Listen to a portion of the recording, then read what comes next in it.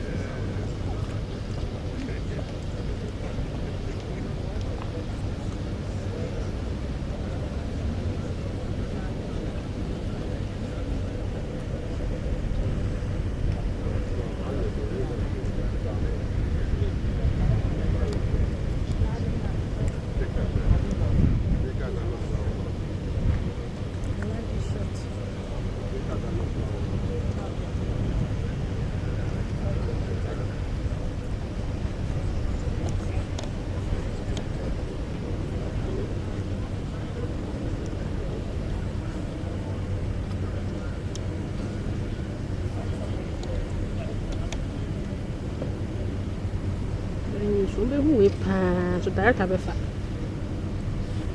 Go see say at the struggle. Still there.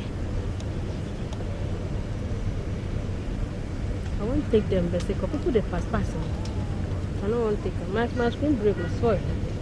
I dey use gumshin to shoot. Oh.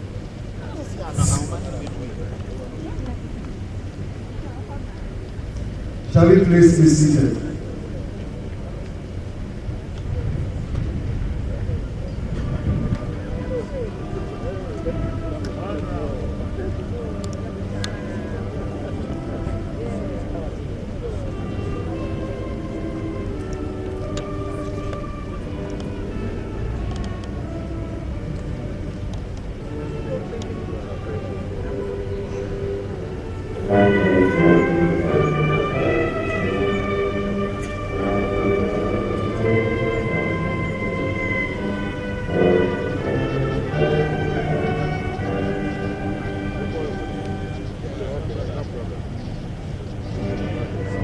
I think the president will come. Like, I think the president will come. Make later.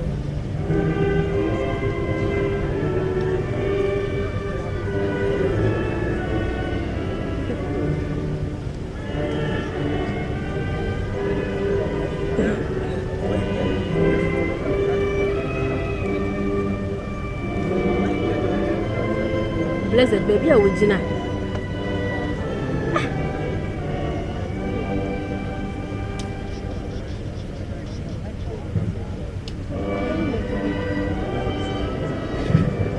They my bag up in there.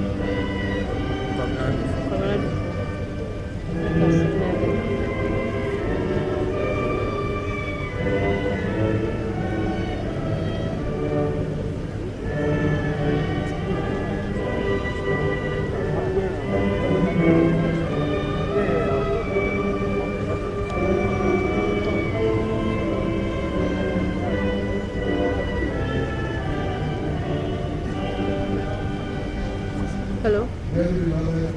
Before they my God grace and regrace us. God will us with us and reach with us. They my back. God will works with us each step of the way. Carrying us with our look down. Where the before Him, look down, you go see. we gathered today with hearts breaking with grief. Why? No. Where we used to stand. And so we ask that He will move in That be where I and stand. around us People they my today. back. As we gather to remember and Where say we used to goodbye stand to there. Her Excellency and that See my hand, you go see my hand. He did the shoulder we can You cry go see on. my hand. See The my hand. hand we can lean on. He help us see through the veil of tears that there is hope for life continuing. Gracious God, as mysterious and as wondrous as He is also compassionate God, as attentive as the hen with her chicks, as tender as a mother with a newborn child, as watchful as a shepherd with a sheep, as protective as the father's warm embrace.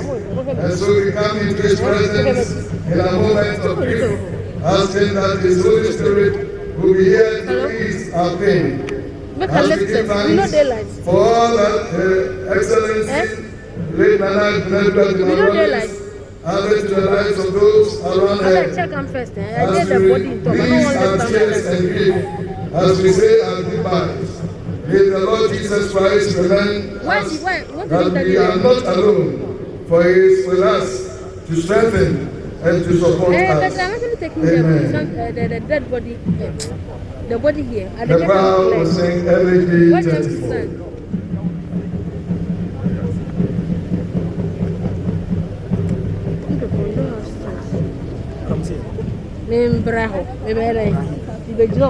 For what? I don't go get them. Here, no, the president will come.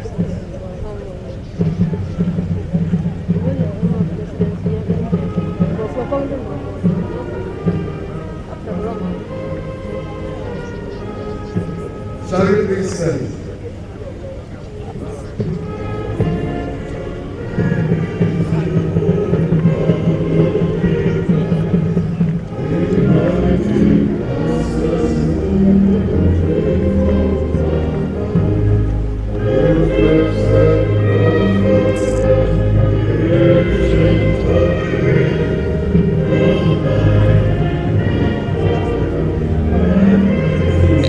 soon we'll be expecting right behind me the president to arrive for the activities to commence. We have heightened security here as well, but much more importantly is the presence of dignitaries who are here and some senior members of the state who have served during her time in office as well. And that is why many are looking up to see what will happen today as we pay our final respect to the longest First Lady of the Republic of Ghana. Let's speak to one man who has seen it all when it comes to the trajectory of the PNDC and NDC era, where he's worked closely with the Rawlings family. I'm talking about the Honorable Ekospio Gabra, who's my guest this morning. Good morning to you, sir. I know standing here it brings back a lot of memories because you are really close to Mrs. Rawlings. Well, I guess I must say good morning to all our listeners and viewers. And of course, it's a day of memories of great things that have passed. And of course, many great things that also are in Ghana's future. But Mrs. Dr. Konadu Agyeman-Rawlings will go down in Ghana's history, written history, as I believe a pastor at Great Church just this week called her literally the Ya Asantua of Ghana's politics. And it is by no accident that she called one of her own daughters Ya Asantua to illustrate the fact that she understood her mission in life to be a fighter, to be a warrior, to be a brave woman, especially on behalf of the underprivileged and women in particular. And that's why she set up the December 31st Women's Movement, which did incredible things in Ghana. Many Ghanaians will be surprised to learn that at one time the December 31st Women's Movement had more than 2 million members. I don't know which other organization, whether it's the Trade Union Congress, whether it's the Chambers of Commerce, or whether it's the Union of Trade Associations, UTA of Ghana, that has that kind of following. Maybe some of the political parties may have such following when we vote. But this obviously was, DWM was kind of a wing, of women's wing of the NDC. And that's why, unfortunately, after the NDC lost the 2000 elections, that particular organization was targeted by the MPP at the time for destruction. And I would say that, to a large extent, they succeeded in that particular goal in physically dismantling that organization through more than 11 different state entities that were investigating the December 31st Women's Movement. She invited me to be an advisor to the movement at that time, simply because they were undergoing a huge amount of frustrations and challenges at the district level, at the BNI, at the CID, with all regional ministers, with all district assemblies, DCs. I mean, every organization, Shraj, they're under various investigations to weaken them, to cripple them, and to make them ineffective. But while the organization had political objectives, it was mostly a self-help organization for women's advocacy and rights, helping women to learn about basket weaving and beekeeping and all kinds of agriculture, productive work that made them economically empowered. It was about the empowerment of women. So that's what Konadu stood for. And what you also stood for was loyalty, because you are right beside her all throughout these challenging moments. And I believe that you have fond memories of her through these challenging times. What did you see? I mean, what do you remember vividly as one of the stories that you would forever keep with yourself? Well, I don't know that so much is a story, but my primary area of interaction, well, first of all, we were in the same school together in Achimota School. She was 2 years my senior, just as President Rawlings was. She was President Rawlings' classmate, and so that's how they met each other and eventually fell in love, got married. And so those of us who went to school with them, have followed their story and their progress and their successes and challenges and difficulties. But I think the particular series of events that I made us get very close together was when they chose to appoint me as ambassador to the United States in 1994, and I also chose to organize an 8-city, 10-day tour of the United States for them. That's President Rawlings and Mrs. Rawlings. And during that period, she came and lived in the residence. That's where the ambassador lives. That's where I lived with some of her staff. And so we got really very close during that period and engaged in a whole lot of banter and conversations. We rode around in the same car or cars for many, many weeks.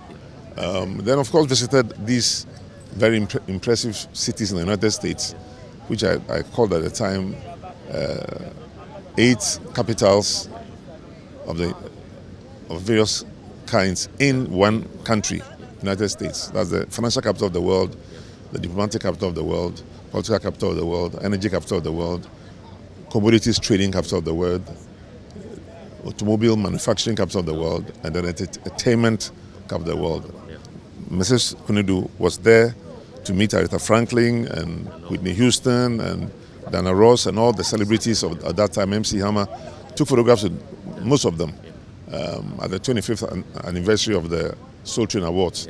So that was a particular highlight of our relationship that I remember from. Going into the future, how can we remember her? How can we immortalize her in your view? Well, it's both a matter for the country as a whole, for the government of Ghana, of which I happen to be a part now by virtue of my being a special envoy of the president. But it's a presidential decision. Partly a presidential decision, but it's also a political party decision. That's NDC as a party can do a number of things to honor her. And then the people of Ghana, and the women of Ghana in particular, can also memorialize her in any range of ways. I don't think this interview will be the best place to explore all the variety of things that can happen. But anybody that agrees that she did make a very strong contribution to Ghana, even while she was First Lady for 19 years, and then subsequent to being a First Lady, even set up her own political party. She made all kinds of contributions, and I think the different kinds of contributions that she made, those who worked with her or who even just remember what she did, can choose in various ways to immortalize her. She was also a graphic artist and a designer in her own right. She was very fashion conscious, a great dancer. She loved dancing a lot. So the cultural people, the ambassadors of creativity, can also find various ways to immortalize her. Some people have already shown me paintings that they've rendered of her, and I think that's one good way of immortalizing her. We're grateful, and indeed, together we will continue to remember her. Any final words, anything you want to share with the people of Ghana before we go? Well, I think one of her favorite slogans, which she tried to leave behind for all of us, is for us to be bold, bold, bold. So only yesterday I was asking one lady in a certain scenario to be bold, so that when you see things going wrong in your country, be bold. When you find that galamsey is something that is hurting us, be bold. When you find injustice in your neighborhood or through a police officer misbehaving, be bold. Challenge the system, challenge the system, challenge the system. That's what Nana Konadu would like all of us to do.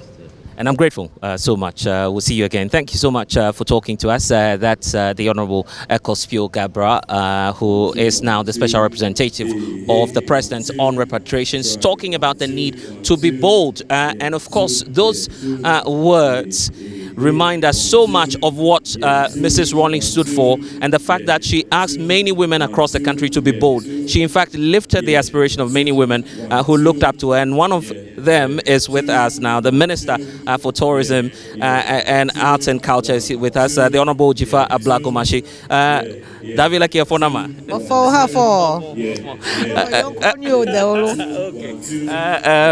So let's talk about your memory and what you remind. What the whole name Nana Konadu Agyeman-Rawlings reminds you of. Thank you very much, and good morning to your viewers. It's a rough morning. My emotions are pretty raw. And but for your camera woman, I was actually trying to protest coming to speak because I'm struggling to hold my tears. I met her when I was very young. And she gave me big opportunities to produce by the far side, first as production assistant, makeup, props, and then finally producing it, at a point directing the show. She was very passionate about women and children, as Ghana knows. And even though she didn't train to be in my space as a producer or anything, she knew everything about the sector. And if she gave you a job beyond what you all see on television, she's still there in the background, watching how the planning to the execution is. She was so meticulous and very knowledgeable too. I watched her in awe, not just her, but she and her peers. And strangely, they are all gone now. Auntie Sisi, Auntie Sherry, and Mrs. Rawlings. They just mothered us with disciplinarian antics. They were, I think they were molding us for who we have become today. And I just want to thank her for the opportunity. Just a week before she passed, her daughters were in my office at the ministry. And we're reminiscing on the kinds of things that she would do. And then 1 week later, here we are. So may they all be welcomed into the bosom of Abraham with fanfare, because they played a huge role. And yeah, I can see you're very emotional now. I can see. Yeah. It's tough. It's tough. I wish that those of us who had the opportunity to work with her had continued with the relationship, but there were some rocky times, and I regret them. I wish that anyway, Ghana has lost an amazing and fantastic leader. Ghana has lost an exemplary woman. Because she died, those of us here can also think of not being first ladies, but leaving a mark in every position that we find ourselves in, because it's taken a lot for women's involvement in decision making to become what it is today. And if I look at the appointments of His Excellency President John Dramani Mahama, it shows that we really indeed have come far. And we have come far only because we are standing on shoulders like Konadu Agyeman-Rawlings. So, womanhood, girl child, empowerment and education should not take the back seat. We should forge ahead. We should keep pushing. It's not easy to be a leader, especially in this country. The kinds of things you hear about yourself, the kinds of energy people use to try to derail you and bring you back. So we must continuously look at her life and keep pushing. Even in the latter years of her life, the kinds of things that happened and so on, all of that should be part of the lessons that we learn. And remain strong and keep pushing. Be bold, she says. Be bold indeed, be bold indeed. It was before she came up with that call for her party. That was her lifestyle. For me, she didn't take laziness. She didn't tolerate pity parties. She didn't encourage mediocrity. She pushed you to be bold in everything that you did. I remember when it was right here on this spot actually, when the Queen of England came here, and she called me to prepare the children to do an Akwaba dance for her. And the children, I had taught them a certain movement, and she came to the rehearsal and said, too much pelvic movement, take those out and give something else. And she demonstrated something that she wanted me to replace it with. That's the kind of boldness she gave us, and the children also saw all of that. So those kids, you can imagine how they will push themselves, because they saw a first lady come down to their level and dance with them and tell them why she thought that movement was not right and how life was about times and seasons. So in everything that she did, it was truly remarkable, truly remarkable. We're grateful, and of course this is just the start of it. You want to share any final thoughts with the nation in this time of grief? That just as His Excellency President Rawlings supported his wife, I hope that this family are an example for what married people should do, what parents should do. Look, even when Zanato and her siblings were young, if they came to the office and we were there maybe arranging party paraphernalia or doing by the far side, they would come and courtesy to all of us. They were taught to be humble and to be respectful. And I think that parenting has changed in our world, and especially in our country. We should go back to what it was that sets us apart. Our values should not shift. Our values should not shift because look how these children turned out. It means that they did something right. So those will be my parting words with you this morning.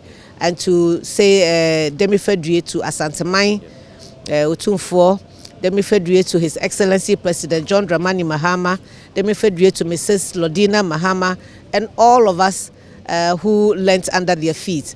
Of course, Professor Nana Jane Opoku Agyeman, Demifedrie. To all who she shone her light on and lit their path, may we continue to be that light for others. Thank you very much. Thank you so much. We're still here at the Black Star Square. That's where all of the tears are flowing. Quite a touching moment when we saw the Honorable Arts and Culture and Tourism Minister shed tears live on television here, just pointing to the kind of woman we're celebrating this morning and what she stood for. If you lived throughout parts of the PNDC, NDC era, you would just cannot resist to admire the family of the Rawlingses. Let's speak to one man who's been lost for a while, but I found him finally. Found him at a good time where we are all remembering the work of Nana Konadu Agyeman-Rawlings. She does not belong to your political ideology, but obviously there was just something about her that was national in nature. You agree? Thank you very much for the opportunity, and let me use the opportunity to wish her kids, her family, and the president and the good people of Ghana my deepest condolences on her passing. I think I must commend the state for giving her the highest honor by giving her the state-deserved funeral. You rightly asked the question. We are not here because of our political persuasion. Belonging to a political party, you have an interest in developing this country. It depends on the path or the route you choose.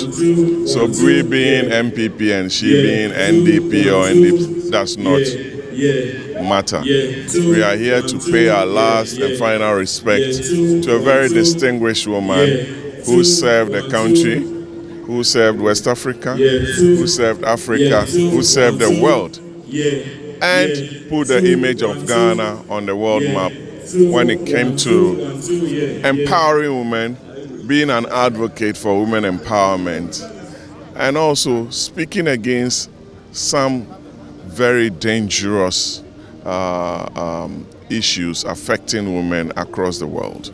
So she stands tall, or stood tall, amongst her peers. You may like or may not like her, but she was convinced, and today we are here, and you can tell from all the tributes, all the statements from people acknowledging what she did for Mother Ghana and the world.